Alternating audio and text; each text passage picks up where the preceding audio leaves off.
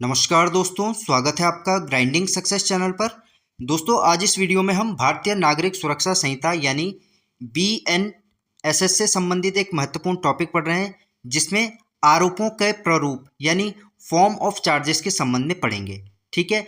पिछली वीडियो में दोस्तों हमने इसकी धारा 234 को कवर किया था, जो बात करती है कंटेंट्स ऑफ चार्ज के संबंध में। ठीक है, जिसमें यह बताया गया था कि आरोप में, चार्ज में अपराध के उल्लेख के संबंध में जिसमें बात की गई थी।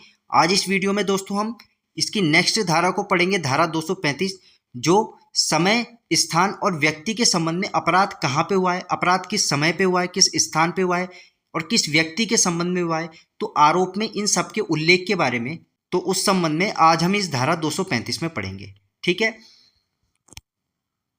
धारा 235 में समय, स्थान, व्यक्ति के संबंध में जो विशिष्टियां हैं, इनके संबंध में बात की गई है, यानी particulars as to time, place and person. तो इसमें दिया गया है, सबसे पहले इसमें उपधारा 1 है समय, स्थान और व्यक्ति का उल्लेख, यानी आरोप में उस समय और स्थान का उल्लेख किया जाएगा जिस पर अपराध किया गया है, साथ ही जिस व्यक्ति के विरुद्ध अथवा जिस वस्तु के संबंध में अपराध किया गया है उसका भी उल्लेख किया जाएगा, यदि उससे अभियुक्त को आरोपित विषय के संबंध में पर्याप्त सूचना प्राप्त होती हो तो। ठीक है।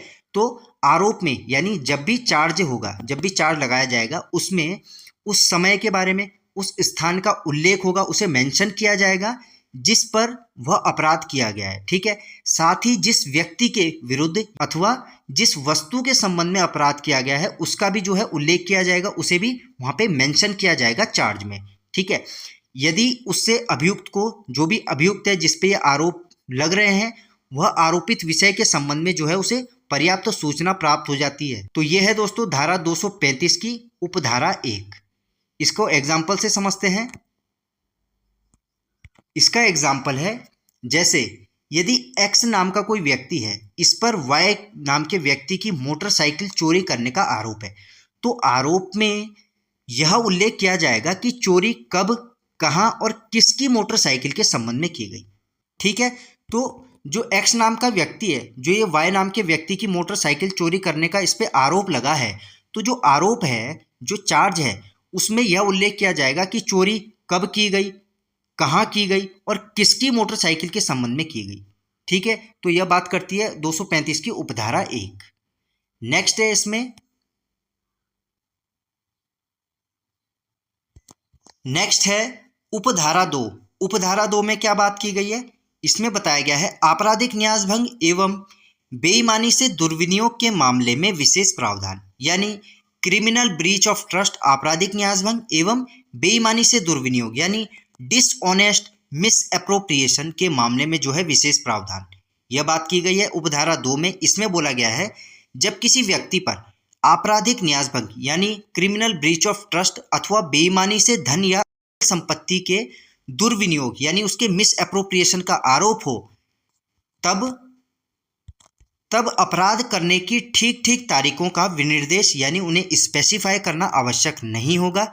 ऐसी स्थिति में जो सकल राशि है यानी जो ग्रॉस सम है, अथवा जो चल संपत्ति है यानी जो मूवेबल प्रॉपर्टी है, उसका विवरण तथा उन तारीखों का विनिर्देश करना पर्याप्त होगा जिनके बीच अपराध किया जाना जो है अभिकथित है। ठीक है। बेसिकली दोस्तों इसमें बोला गया है, जब किसी व्यक्ति पर आपराधिक न्यासभंग यानी जो भी क्रिमिनल ब्रीच ऑफ ट्रस्ट है अथवा बेईमानी से धन या अन्य चल संपत्ति के दुर्विनियोग यानी किसी भी प्रकार का धन या कोई भी मूवेबल प्रॉपर्टी है उसके दुर्विनियोग यानी उसके मिस एप्रोप्रिएशन का यदि उस पर आरोप हो, तब जो है अपराध करने की जो ठीक ठीक तारीख है, इनका विनिर्देश यानी इन्हें स्पेसिफाई करना आवश्यक नहीं होगा। ऐसी स्थिति में जो ऐसी कंडीशन है, वहाँ पे जो सकल राशि है यानी जो ग्रॉस सम है और जो चल संपत्ति है, जो मूवेबल प्रॉपर्टी है, उसका जो विवरण है तथा उन तारीखों का विनिर्देश कर देना पर्याप्त होगा, यानी सफिशिएंट होगा उन्हें स्पेसिफाई करना जिनके बीच जो है वह अपराध किया गया है या जिनके बीच अपराध किया जाना अभिकथित है। ठीक है। नेक्स्ट है दोस्तों, इसमें दोस्तों ये एग्जाम्पल नहीं है, ये इसी का एक पार्ट है, परंतु उन तारीखों में से प्रथम और अंतिम तारीख के बीच का समय 1 वर्ष से अधिक नहीं होगा तथा ऐसा आरोप जो है धारा 242 के प्रयोजनों के लिए एक ही अपराध का आरोप जो है माना जाएगा। ठीक है, अब दोस्तों इसे एग्जाम्पल से समझते हैं। इसका एग्जाम्पल है, जैसे एक्स नाम का कोई व्यक्ति है, वह एक कंपनी में जो है कैशियर है। उस पर आरोप है कि उसने 1 जनवरी 2025 से 25 सितंबर 2025 के बीच कंपनी के 2 लाख रुपए का बेईमानी से दुर्विनियोग किया है। ठीक है, ऐसी स्थिति में आरोप में प्रत्येक दिन और प्रत्येक लेन देन का अलग अलग उल्लेख करना आवश्यक नहीं होगा।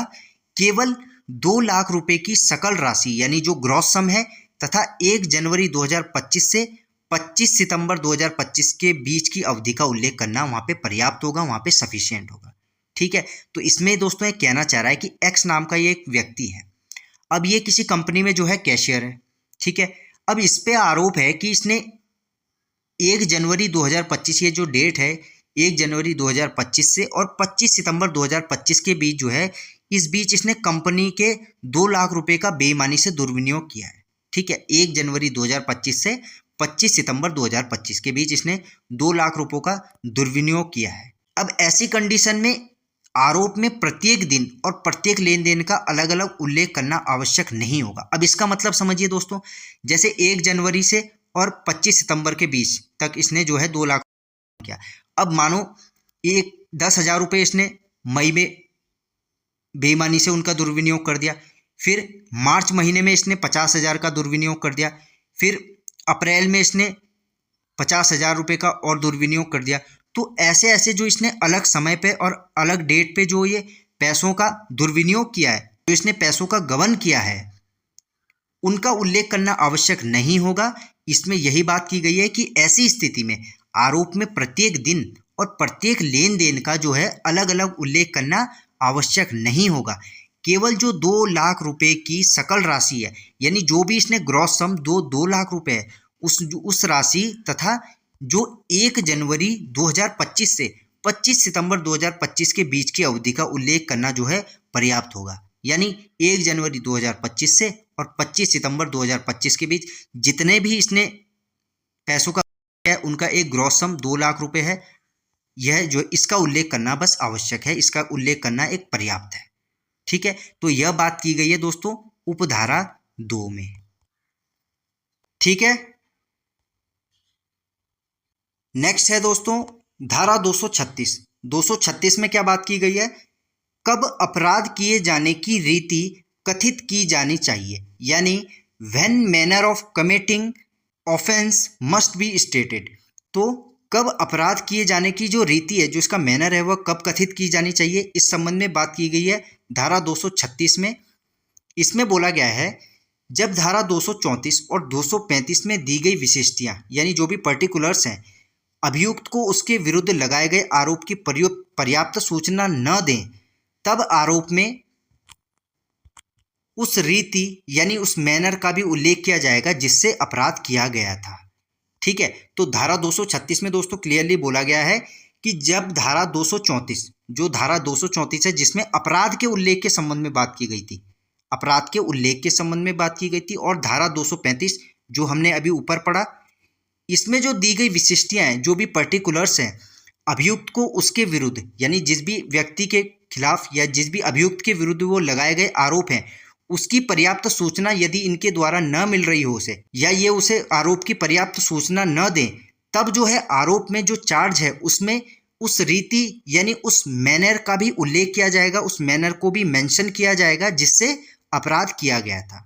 ठीक है, ये बात की गई है धारा 236 में। इसको दोस्तों एग्जाम्पल से समझते हैं। इसका एग्जाम्पल है, जैसे एक्स नाम का एक व्यक्ति है, इस पर धोखाधड़ी का जो है आरोप है। यदि आरोप में केवल यह लिखा जाए कि एक्स ने धोखाधड़ी की, तो अभियुक्त को आरोप की जो है प्रकृति स्पष्ट नहीं होगी। तो एक्स नाम का जो ये व्यक्ति है, इस पे धोखाधड़ी का आरोप लगा। अब यदि आरोप में यदि चार्ज में केवल यह लिखा जाए कि एक्स नाम के इस व्यक्ति ने धोखाधड़ी की है, तो जो अभियुक्त है उसे जो आरोप की प्रकृति है, जो भी उसका नेचर है, वह उसे स्पष्ट नहीं होगी।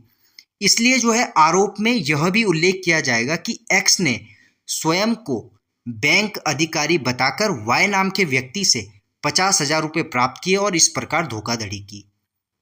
ठीक है, तो दोस्तों यह आशय है धारा 236 का। जैसे एक्स पे धोखाधड़ी का आरोप लगा, अब यदि आरोप में केवल यह लिख दिया जाए कि एक्स ने धोखाधड़ी की, तो जो अभियुक्त है उसे आरोप की प्रकृति जो है स्पष्ट नहीं होगी, यानी जो भी आरोप उस पर लगे हैं उसका नेचर जो है उसे समझ में नहीं आएगा, उसे स्पष्ट नहीं होगा। तो इसलिए जो आरोप है, जो चार्ज है, उसमें यह भी मेंशन किया जाएगा, यह भी उल्लेख किया जाएगा कि जो ये एक्स नाम का व्यक्ति है, इसने अपने आप को बैंक का अधिकारी बताकर वाई नाम के व्यक्ति से जो है 50,000 रुपये प्राप्त किया और इस प्रकार इसने धोखाधड़ी की। ठीक है, तो इस चीज को भी दोस्तों चार्ज में उल्लेख किया जाएगा। नेक्स्ट है दोस्तों, इसमें एक और उदाहरण है, इसका नेक्स्ट एग्जाम्पल है दोस्तों, जैसे ए नाम का एक व्यक्ति है, इस पे जालसाजी का आरोप है।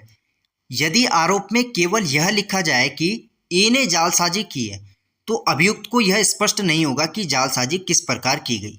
तो ए नाम का कोई व्यक्ति है, इस पे जो है जालसाजी का, फोर्जरी का जो है इस पे आरोप है। अब यदि आरोप में केवल यह लिखा जाए, यदि केवल चार्ज में यह लिखा जाएगा कि ए ने जालसाजी की है, तो अभियुक्त जो है, जो एक्यूज्ड पर्सन है, उसे यह स्पष्ट नहीं होगा कि किस प्रकार की जालसाजी की बात की गई है। तो इसलिए अतः आरोप में यह भी उल्लेख किया जाएगा, जो भी चार्ज है उसमें यह मेंशन किया जाएगा, उसमें बात बताई जाएगी कि ए नाम के व्यक्ति ने भूमि विक्रय पत्र पर किसी अन्य व्यक्ति के हस्ताक्षर बनाकर जाली दस्तावेज तैयार किया था। ठीक है, तो इस पॉइंट को भी दोस्तों उसमें उल्लेख करना आवश्यक होगा आरोप में, चार्ज में, कि यह भी इसमें उल्लेख किया जाएगा कि जो ये ए नाम का व्यक्ति है, इसने किसी भूमि विक्रय पत्र पर किसी अन्य व्यक्ति के जो हस्ताक्षर है उसके सिग्नेचर बनाकर जाली दस्तावेज जो है तैयार किया था। ठीक है, तो यह बात की गई है धारा 236 में। ठीक है, ठीक है, तो दोस्तों ये था भारतीय नागरिक सुरक्षा संहिता यानी BNSS का। आज इसमें हमने पढ़ा दोस्तों धारा 235 और धारा 236। धारा 235 में दोस्तों समय, स्थान और व्यक्ति के विरुद्ध जो अपराध हुआ है उसके उल्लेख के बारे में बात की गई है कि जो चार्ज है उसमें समय, स्थान, किस व्यक्ति के विरुद्ध वो अपराध हुआ है, इस चीज़ का उल्लेख किया जाएगा, इस चीज़ को मेंशन किया जाएगा। और धारा 236 में दोस्तों अपराध की रीति के संबंध में बात की गई, यानी उसके मैनर के संबंध में। ठीक है, मिलते हैं दोस्तों आपसे ऐसी ही एक और वीडियो में एक नए टॉपिक के साथ। धन्यवाद।